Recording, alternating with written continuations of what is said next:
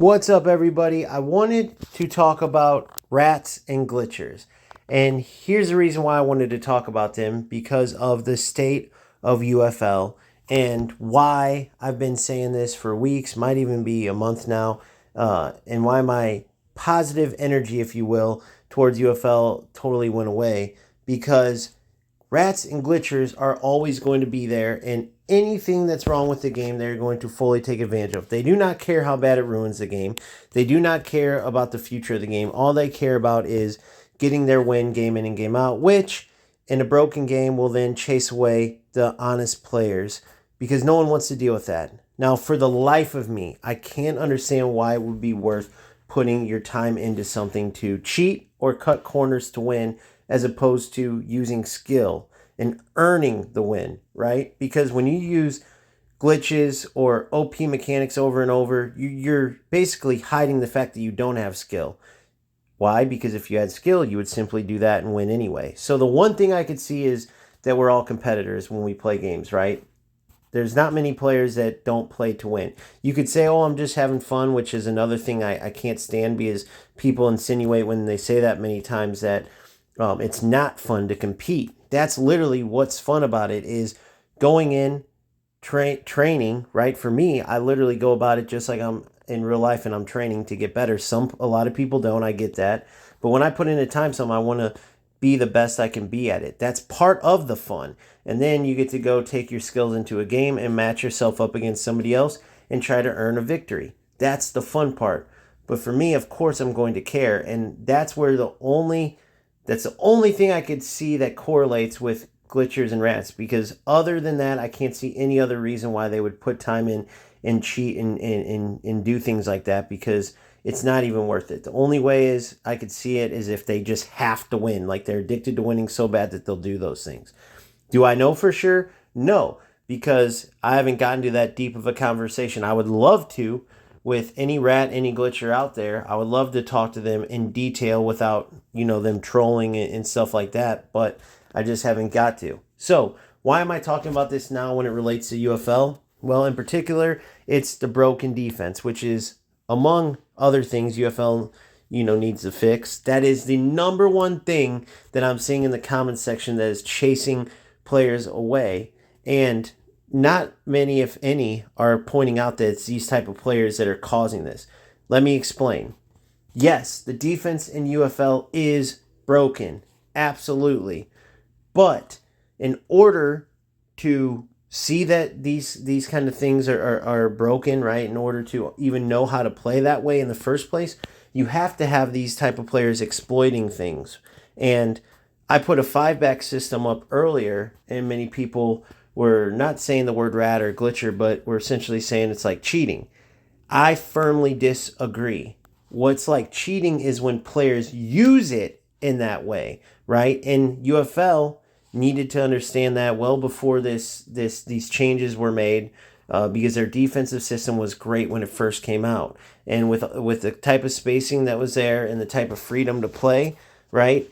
You could try to cheat any way you wanted, but if you didn't have skill defensively, you were in trouble. Now the defense is so messed up spacing wise, it's so compact, and it's so easy to just hold R1 and get AI assistance that many times, as I've seen in my comments, and they're right, you don't even have to make any effort and you're going to win the ball back. That is exactly what was messing up FC, among other things as well, but that was the number one thing that made players not stand the game. And it also drove those periods of the different overpowered mechanics that were the only thing people were using, because it didn't work to just play open football and create chances from regular buildup. You had to have these OP mechanics, such as constantly using finesse shot at that certain angle, or Trivela, or the 50-yard power shot, or corner kicks over and over to Van Dijk at the near post, because other methods of scoring weren't possible. So FC recognized that finally and fix it, and now you have a game that everyone's loving and having fun.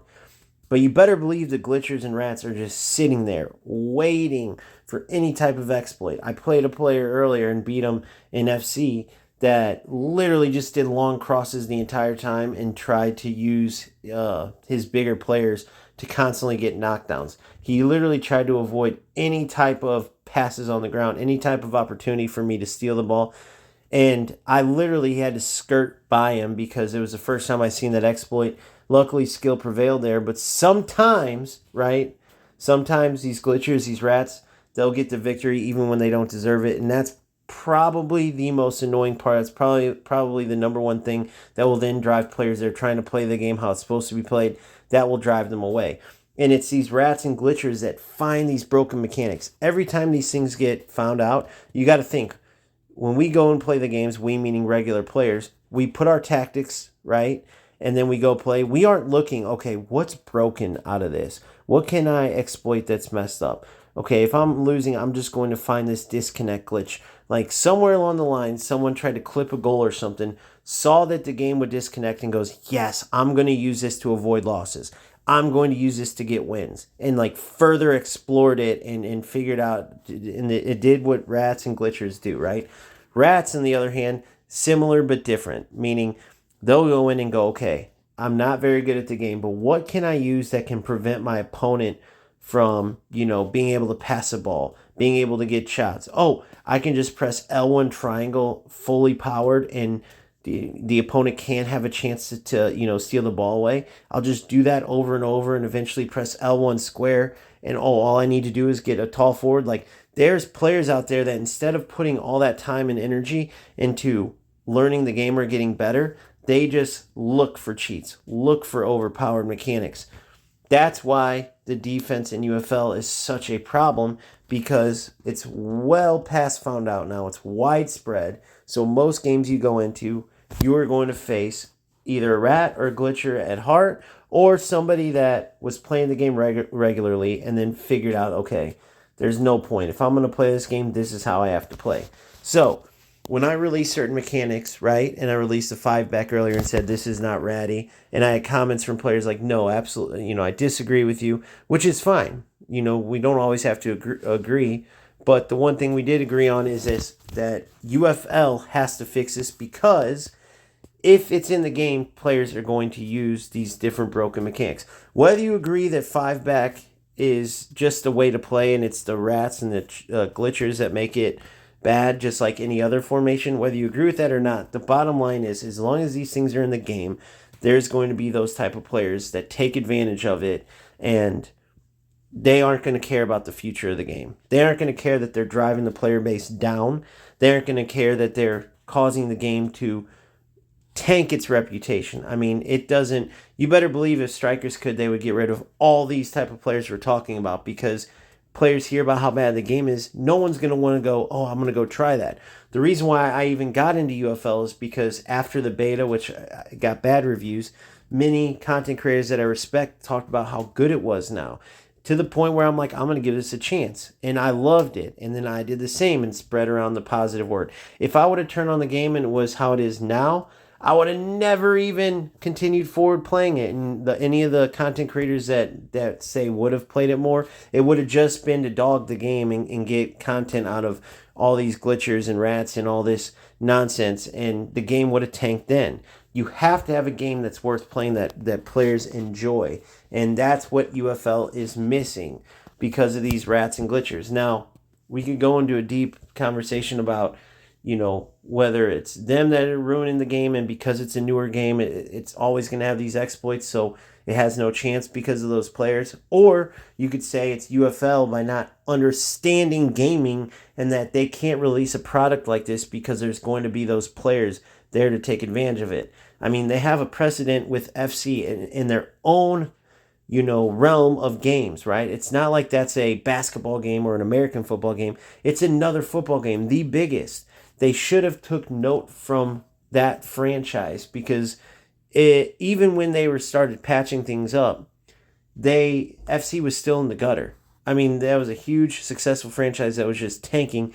UFL strikers could have took note, and they didn't. And it's amazing to me that they had such a good opening release, went such a positive direction after beta, and then just totally switched off. Like, they gave EA Sports FC, the crown back, if you will. And many players will say, and fans of these games, or even just pundits will say, what are you talking about? Like, UFL was never the king. But defensively, in particular, I would say they had the crown. When you're talking about spacing, right, and having fun playing the game, when FC was still pre-patch at the initial release of UFL, they definitely took the crown. I don't care about graphics or all the bells and whistles or how thin of a game UFL is compared to all the modes and stuff in FC. It just was a broken game, so it didn't matter what it had. No one wanted to play it. However, UFL was a very fun game and did great defensively in their spacing and in creating a skill gap defensively. So they literally gave that crown away once they started going more towards AI assisted, totally compact, messed up defending. And then, of course, EA Sports drops the patch, and boom, FC's back on top with incredible spacing, incredible defense as far as now there is a skill gap. It's absolutely a skill to defend, and just an overall great game. If UFL could have at least kept it towards that initial release with defending and stuff, we'd be having such a different conversation right now about UFL. There'd be so many more players still that didn't just give up on the game. But, it's no use in talking about that because we are where we are. The only way forward for UFL is to accept the fact that these types of players are going to find any and every exploit. And in another patch, they need to go through with a fine-tooth comb and fix everything as far as exploits go. It's fine, you can add more game modes as you go. It's fine, you can fix certain animations that are messed up. Whatever the case. But you cannot leave anything in the game that can be exploited because we'll be just right back here with something different.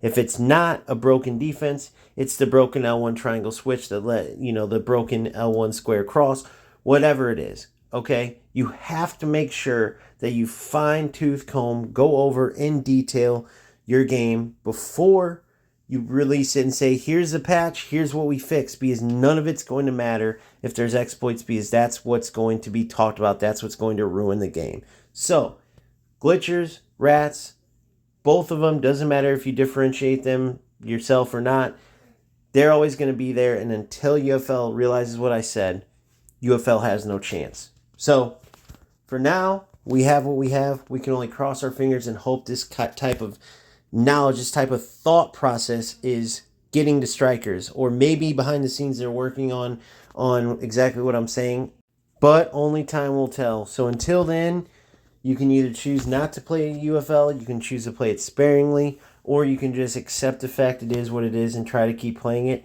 That's what I've been doing. I've been trying my best to have fun. Trust me, I understand how hard it is, but I want to support the game. That's just my choice, whether it's the right one or not. Sometimes I do feel insane when I play the game. If any of you watch my streams lately with UFL, you guys know what I'm talking about.